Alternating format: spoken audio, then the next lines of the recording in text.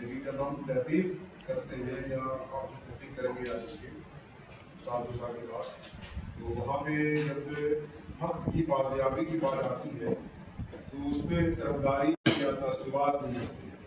تو وہاں پہ پھر کون بزرگ ہے، کون ہمارا انجینئر ہے، کون سینئر ہے، وہ چیز نہیں دی جاتی. سچ سچتا ہے اس کو آپ کو سامنے کرنا پڑتا ہے. تو اس پہلو کو ذہن میں رکھتے ہوئے 2-3 بات کرنے چاہتا ہوں. اور سامنے کے سامنے ابھی ایک کتاب کا ذکر کیا، آثار اثر. امداد امام اثر کے لکھی جانے والی پہلی تنقیدی کتاب. مطلب یہ کہ امداد امام اثر کو باضابطہ متعارف کرانے کے لیے اردو بازو میں اگر کتاب کسی نے لکھی تو وہ کتاب اکثر پیشہ اختر آدمی کتاب آثار اثر. یہ بات ذہن میں رہے گی آپ کو. پہلی کتاب اس کتاب میں بادشاہ کو انہوں نے لکھا ہے کہ اس کتاب میں اس موضوع پہ تحقیق کا خاکہ ان کے گھر میں 10-15 برسوں قبل لکھا تھا. یہ کتاب چھپی ہے 1978 میں.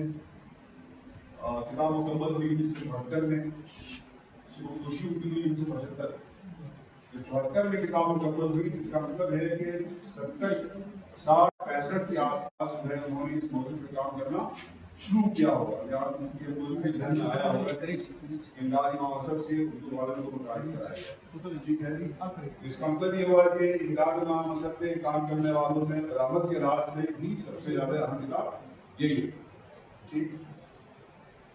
جس زمانے میں اچھا یہ بھی کہا جاتا ہے کہ ڈیلیٹ کی نکلی غالب ان کو سمودشی واد نہیں سمودشی واد نہیں ہے. اس کتاب کو ڈیلیٹ کیا ہوا پیروار کتاب کہ جس زمانے میں یہ کتاب کو لکھ رہے تھے اسی زمانے میں ان کے شاعری میں ایک شاعر نہ خراب ہے، سچ میں خراب ہے. باب شریف کے نام سے مشہور ہے. وہاں کے یونیورسٹی کے شعبے کا اساتذہ میں پروفیسر نجم اللہ صاحب ہیں، پروفیسر عبدالواحد صاحب، وہاں شریف صاحب کے یہاں سوالسر ہے. تو ان سب نے پی ایچ ڈی کی ہونے کی نگرانی ہے، تبادلی کی نگرانی پی ایچ ڈی کی. ایسا مرتبہ ہے، اس کا اندازہ ہم کر سکتے ہیں. 1974 میں امداد امام اثر کی کتاب لکھی ہے آثار اثر مکمل ہوتی ہے. 1978 میں دو چھپے ہیں. 1978 میں کتاب چھپتی ہے. 1982 میں کاشف الحقائق کو رفیع الدین کے ذریعے بابا شبیر صاحب نے کر کے شائع کیا. ٹھیک ہے. اس میں 40 صفحہ کا مقدمہ ہے بابا شبیر صاحب. اور یہ بات میرے ذہن میں کئی برسوں سے ہو رہی تھی کہ اس کا ذکر کیا جائے. تو چونکہ وہاں بشری پروفیسر اطہر قادری کے اسٹوڈنٹ تھے جن کے ساتھ میں وہ پی ایچ ڈی کے گریجویٹ کا موجود ہے. شاہد میں کام کیا 1976 میں پی ایچ ڈی ملی تھی. شاہد عظیم آبادی کی تصویرانی میں بابا شفیع کو. اس کا مطلب یہ ہوا کہ 72 یا 73 سے کم از کم وہ پروفیسر اطہر قادری کے ساتھ رہے ہوں گے، کے ساتھ اتنا پڑھنا تبادلہ کار ہوتا رہا ہوگا. انہیں زمانوں میں اطہر قادری صاحب امداد امام اثر پہ کام بھی کر رہے تھے. تو امداد امام اثر پہ کام کرنے کے کام کر رہے تھے تو اطہر قادری صاحب کے سامنے جو بھی مستجدات تھے یا جو بھی ان کے پاس میٹیریلس تھے اثر کے سلسلے میں، ان سب کے سلسلے میں وہاب صاحب کی رابطے تھی. ٹھیک ہے. وہاب صاحب نے امداد امام اثر کچھ لکھا نہیں تھا. اس کتاب کے اشاعت سے کتاب جب چھپ گئی اطہر قادری صاحب کی، اس کے 3 یا 4 سال کے بعد انہیں کتاب چھپتی ہے ترقی اردو دوروں سے. 40 صفحے کا اس میں ڈباچہ ہے. کہیں پہ اطہر قادری کا تذکرہ نہیں ہے، نہ کہیں پہ آثار اثر کا ذکر انہوں نے بابا شفیع نے کیا ہے. ٹھیک ہے. پہلو کو ذہن رکھیے گا.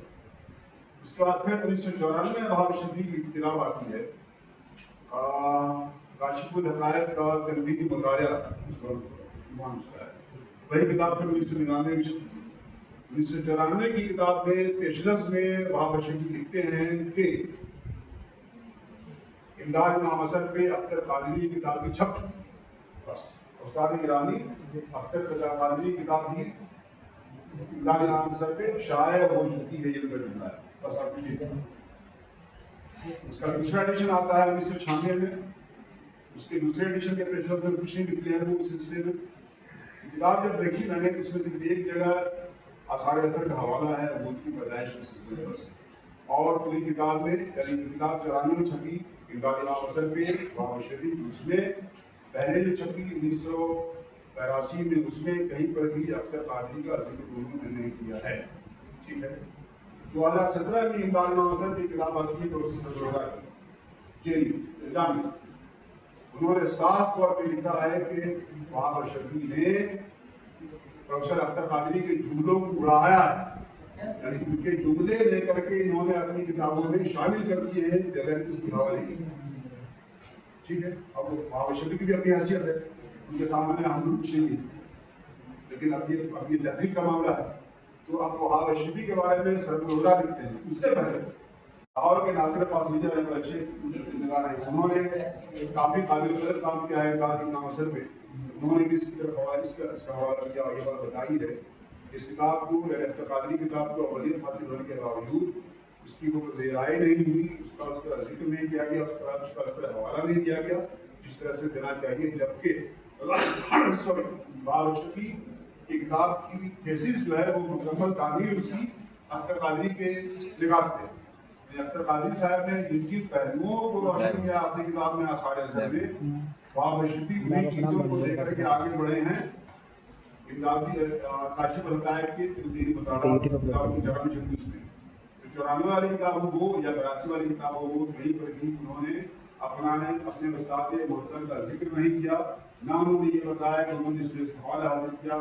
سرگزشت نے ثابت کیا ہے اپنی کتاب میں کہ جس زمانے میں وہ کتاب لکھی جا رہی تھی اختر قادری کی، اس زمانے میں وہاب اشرفی صاحب کے ساتھ رہا کرتے تھے. ان کے پاس میٹیریلس تھے ان سے ہی نہیں بلکہ مشہور کے ذریعے بھی اختر قادری سے وہ کافی مستفید ہوئے، لیکن اس کا ذکر انہوں نے نہیں کیا. مغربی شاعری کا جہاں جہاں حوالہ آیا ہے اردو کتاب میں، وہاب اشرفی کی کتاب میں امداد امام حسن کے حوالے سے، وہ فرانسیسی شاعری اور جرمن شاعری اور اردو، وہ ساری کی ساری ان ساری پہلوؤں کے جانب سب سے پہلے اختر قادری کی شاعری. تو جن چیزوں کی جانب ہمارے استاد نے ہم سے پہلے بھی اشارہ کیا ہے، انہیں پہلوؤں کو لے کر کے اگر ہم آگے بڑھ رہے ہیں، اسی کی کہیں بات کو دہرا رہے ہیں اور اس کا حوالہ نہیں دے رہے ہیں، تو اس سے زیادہ تہذیب ہے زیادہ جانے کا کام نہیں ہوتا ہے. وہ اشارہ کرنے بڑی حیثیت کا ہی مانی. ٹھیک ہے، تو مجھے بس اسی پہلو کو خاص طور پہ پیش کرنا. وہ آپ کبھی موقع ملے آپ لوگ پی ایچ ڈی کرنے کا آگے جا کر انشاءاللہ کوشش کیجیے کہ ان چیزوں کو ذہن میں رکھیے اور ان ٹاپکس سے متعلق حقوق پہ کچھ کام ہونے چاہیے اور جو سچائی ہے اس کو سامنے آنا. سب سے بڑی خرابی ہمارے یہاں یہ آ گئی دوسری زبانوں کے اثر سے، حیثیت پرستی کے مرض میں جو مبتلا ہم لوگ ہو گئے، تو ہمارے لیے یہ کہنا مشکل ہو گیا کہ وہاب اشرفی کیسے تھے، قمر اعظم ہاشمی کیسے تھے، عبد الواسی کیسے تھے، یہ کہنا مشکل ہو گیا. وجہ اس کی کیا ہے؟ شخصیت پرست. اس سے اگر باہر نکل جائیں گے ہم لوگ تو سچائی جو ہے سچ کی طرح یا جیسے اس کو پیش کرنا چاہیے کر سکتے ہیں. اور حامد علی خان نے ایک اردو جریدہ نکالا تھا، اس پہ اختر قادری نمبر تھا، اور اس کے پہلے گیلانی صاحب نے نکالا تھا اسی شعبے سے، اس میں اختر قادری کی مضامین تھی. اس میں مضامین اردو پڑھیے کبھی آپ یہاں شعبے میں کتابوں کی ہو. عبد الواسی نے لکھا ہے اختر قادری کے بارے میں اور عالم فاروق صاحب کو. تو عبد الواسی کو پڑھیے آپ جو انہوں نے لکھا اختر قادری کے بارے میں. وہاب اشرفی کی کتاب ہے قصہ بسم الدین کا، اس میں پڑھی اختر قادری کے بارے میں. لگے گا کہ دو اختر قادری کی بات ہو رہی ہے. عبد الواسی جس اختر قادری کا ذکر کر رہے ہیں وہاب اشرفی کا اس سے کوئی تعلق نہیں، جبکہ عبد الواسی سے پہلے سے وہاب اشرفی اختر قادری سے جڑے ہیں. وہاب اشرفی صاحب نے قصہ بسم زندگی میں بسم زندگی کا نے صرف ان کے منفی جو پہلو ابتدا کے تھے ان کی بیماری کی وجہ سے، علاج کی وجہ سے، فاطمہ کی شکایت کی وجہ سے، اس کا انہوں نے ذکر کیا ہے. وہی ذکر کیا ہے انہوں نے پروفیسر سید شاہ حسین احمد نے دوسری طریقہ کی. اس سلسلے میں عبد الواحد صاحب کا مضمون بہت ہی مستقل ہے. جس طرح سے انہوں نے استاد کے سلسلے میں جو بیانات کیے ہیں یا جو حق ادا کیا ہے شاگردہ کا، وہ بے مثال ہے. اور اس مضمون کو پڑھنے سے معلوم ہوتا ہے کہ اختر قادری کیسی شخصیت کے مالک ہیں. اس مضمون کو جب پڑھ لیجیے گا تو اس کے بعد جب وہاب اشرفی کو پڑھیے گا تو وہاب اشرفی رہے گا وہاب اشرفی نہیں. وہاب اشرفی نے اپنے ساتھ پڑھا بھی نہیں اور جہاں بھی تو قصہ بسم زندگی کا بھی لکھتے ہیں کہ آپ یہ جملہ مجھے یاد نہیں ہے لیکن مفہوم یہ ہے کہ ان منفی پہلوؤں کی طرف اشارہ کرنا بھی ضروری تھا تاکہ ان کی مکمل شخصیت واضح ہو سکے. یہ لکھا اور کچھ تو یہ افسوسناک ہے. تو ہماری ذمہ داری یہ ہوتی ہے کہ جب ہم یونیورسٹی سے وابستہ ہیں، شعبے سے وابستہ ہیں، تو ہماری یہ ذمہ داری ہوتی ہے کہ اپنے اساتذہ کرام اور بزرگوں کے سلسلے میں جو صحیح باتیں ہیں وہ روشن کریں، لوگوں کو بتاویں.